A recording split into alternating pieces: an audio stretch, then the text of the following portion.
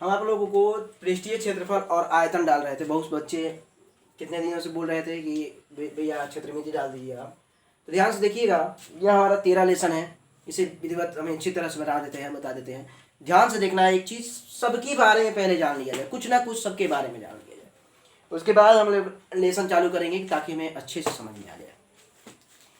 पहले हम घनाभ के बारे में कुछ जानते हैं। घनाभ, देखिए घनाभ की यही आकृति होती है, यही हमारी आकृति है। इसमें कह रहा है कि वे ठोस वस्तुएं जिनके फलक्स आयताकार होते हैं, फलक्स जो सतह होती है वो आयताकार होती है, उसे हम घनाभ कहते हैं। अगर घनाभ के आगे परिभाषा कोई पूछ दिया जाए तो वे ठोस वस्तुएं जिनके फलक्स आयताकार होते हैं वो ये घनाभ के आकार, क्या कहलाते हैं? घनाभ कहलाते हैं। ध्यान से देखिएगा, जैसे माचिस के डब्बा, माचिस का डब्बा भी है, वो घनाभ के आकार का है। किताब, ये भी क्या है? एक तरह का घनाभ है। ध्यान से देखिएगा, घनाभ में क्या होती है? लंबाई होती है। देखिए यहाँ से यहाँ तक ये लंबाई हुई, उसके बाद ये चीज़ हुआ चौड़ाई, और ये चीज़ क्या हुआ? ऊंचाई। अब इसमें 3 चीज़ होती है, वो आपको फार्मूला के रूप में हम लिख देते हैं। घनाभ का आयतन बराबर होता है लंबाई गुना चौड़ाई और गुना ऊंचाई। हम इसे LBH भी लिख सकते हैं, लंबाई गुना चौड़ाई गुना ऊंचाई।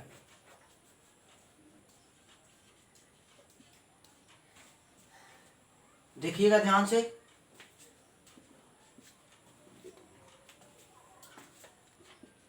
कुल पृष्ठीय क्षेत्रफल, पृष्ठीय क्षेत्रफल। अब एक चीज बता देते हैं आपको, ध्यान से देखिएगा, एकदम सिंपल तरीका से। इसे फार्मूला बनाने के लिए आप लोग बहुत ज़्यादा गड़बड़ हो जाते हैं, भूल जाते हैं हम लोग। LP और H अभी बताए थे, लंबाई चौड़ाई और ऊंचाई। इसे कुछ नहीं करना, 2 लिख लेंगे। अब इसमें इससे गुना करेंगे L गुना B, यहाँ लिखेंगे LB, फिर प्लस B में H से गुना करेंगे तो BH हो जाएगा। उसके बाद बचा कौन? ऊपर वाला नीचे वाले में गुना नहीं हुआ तो इसको लिख देंगे HA, यानी कि लंबाई गुना चौड़ाई प्लस चौड़ाई गुना ऊंचाई प्लस HI गुना लंबाई। 2 से गुना क्यों किया? कि 2 लंबाई है, 2 चौड़ाई है और 2 ऊंचाई। अब यहाँ पे लिखेंगे घनाभ का विकर्ण। तो क्या होगा? घनाभ का विकर्ण क्या होगा? ध्यान से देखना है सिंपल तरीके से। घनाभ का विकर्ण हमारा होगा अंडर रूट में L² plus B² plus H²। ये सारा चीज़ प्रूफ भी होता है, लेकिन प्रूफ करने के लिए टाइम नहीं है, इसलिए हम जल्दी जल्दी करके इसको खत्म कर देते हैं।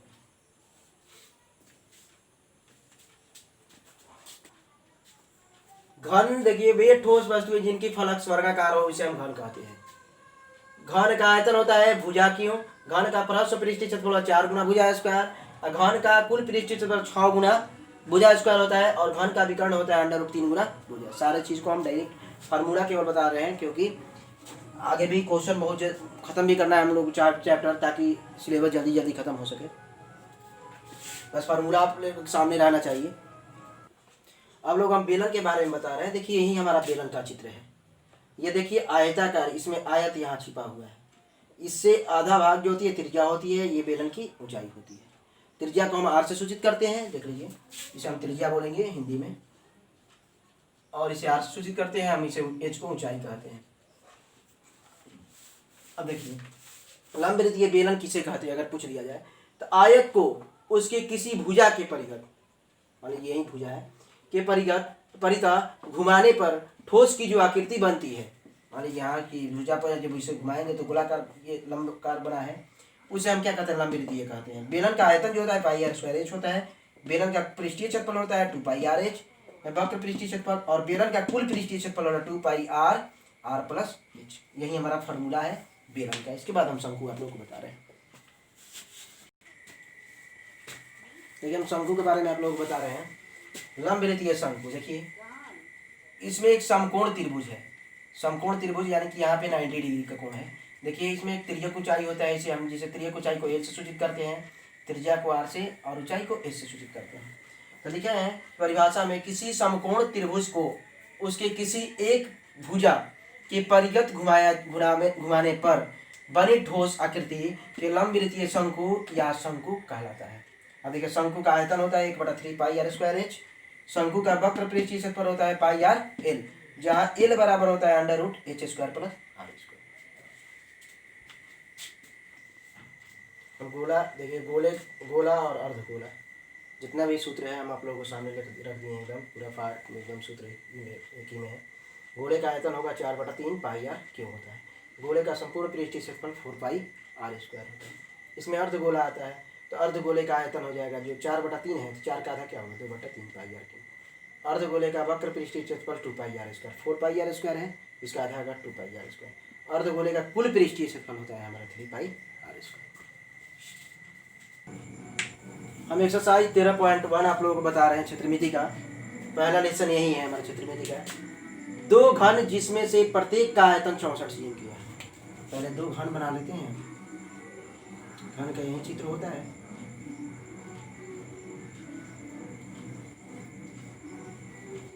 ध्यान दीजिएगा। अब क्या कर रहा है घन, दो घन जिनमें से प्रत्येक का आयतन क्या है 64 cm है। तो घन का आयतन बराबर 64 cm। प्रत्येक मतलब एक घन का आयतन। तो घन का आयतन 64 cm क्यों है, तो घन का आयतन आप लोगों को तुरंत बताए थे हम, क्या होता है घन का आयतन होता है भुजा के। फार्मूला में देख लीजिएगा, घन का आयतन जो होता है भुजा क्यों होता है। तो ये भुजा क्यों हुआ, तो 64 देखेंगे किसका क्यों है, देख लीजिए भुजा क्यों बराबर, ये हमें 4 का क्यों कर देते हैं 4 cm का। अगर 4 का हम क्यों करते हैं तो 4 का अगर 4 बार 3 बार गुना करते हैं तो 64 आ जाएगा। ऊपर वाला बराबर से 1 खत्म हो जाएगा, तो भुजा बराबर कितना होगा 4 cm। तो घन की प्रत्येक भुजा क्या होती है 4 cm। तो ये भी 4 यदि प्रत्येक भुजा बराबर होती है, अगर एक 4 आया तो सब 4 होगा। हम आप लोगों को एक चीज बताना चाहते हैं। अब ये जो घन है इसे सटाने पर ही घनाभ बन जा रहा है। तो घनाभ की लंबाई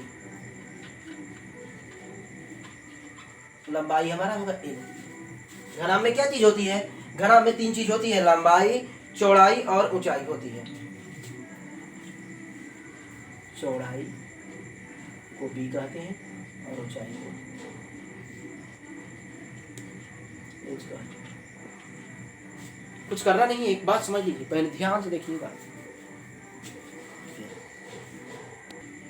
मान लीजिए पहले इसे स्केच पेन 2 मीटर लंबा है और एक 2 मीटर का कलम इसमें सटा देते हैं, तो केवल लंबाई बढ़ेगा इसका। लंबाई अगर 2 स्केच पेन इसमें सटा दिया जाएगा तो 2 कलम, मान लीजिए एक कलम है और एक कलम, मान लीजिए 2 मीटर का कलम है और 2 मीटर का कलम बढ़ा दिए हैं, तो केवल इसका लंबाई बढ़ेगा। इसी तरह से जब घनाभ हम सटाएंगे तो देखिए सटाएंगे इसको तो केवल लंबाई बढ़ेगा, चौड़ाई वही रहेगा, सबका चौड़ाई वही रहेगा और ऊंचाई भी वही रहेगा। यानी कि लंबाई का मान केवल क्या हो जाएगा 8 हो जाएगा, चौड़ाई क्या हो जाएगा 4 और ऊंचाई का भी हो जाएगा 4। कहने का मतलब क्या है कि अगर 3 भी घन होगा, 4 भी घन मिला दिया जाए तो केवल उसका लंबाई बढ़ेगा, चौड़ाई और ऊंचाई सेम रहेगा। अब इसके बाद हमारा क्या कर रहा है बाबू, घनाभ का हमें निकालना है क्या पृष्ठीय। तो पृष्ठीय क्षेत्रफल क्या होता है आप लोगों को बताए थे 2 एल बी और एच बना के फार्मूला बनाने के लिए बताए थे। एल में बी से गुना होगा तो L B plus B H H L. अब कुछ करना नहीं है, इसमें मान बैठा देंगे क्लियर हो जाएगा। ध्यान दीजिएगा क्या मान क्या है, एल का मान देख लीजिए 8, चौड़ाई का मान है 4, देख लीजिएगा। बी तो बी का मान देख लीजिए यहाँ पे 4 और ऊंचाई का मान 4 प्लस फिर एच एल, तो एल का एच का मान है 4 और एल का मान है 8। यहाँ सी में स्क्वायर कर देंगे, क्षेत्रफल स्क्वायर में आता है तो क्या होगा 8 चौके 32 प्लस 16 प्लस 32। अब जोड़ेंगे तो क्या होगा, इसे जोड़ देंगे 32 दूनी 64 और 64 है 64, 32 दूनी 64 में 16 जोड़ देंगे हमारा 80 हो जाएगा। देख लीजिए 80 दूनी कितना होगा 160। या जो भी दो घन के मिलाकर जो भी बना है घनाभ बना है तो उसका पृष्ठीय क्षेत्रफल हमारा होगा 160।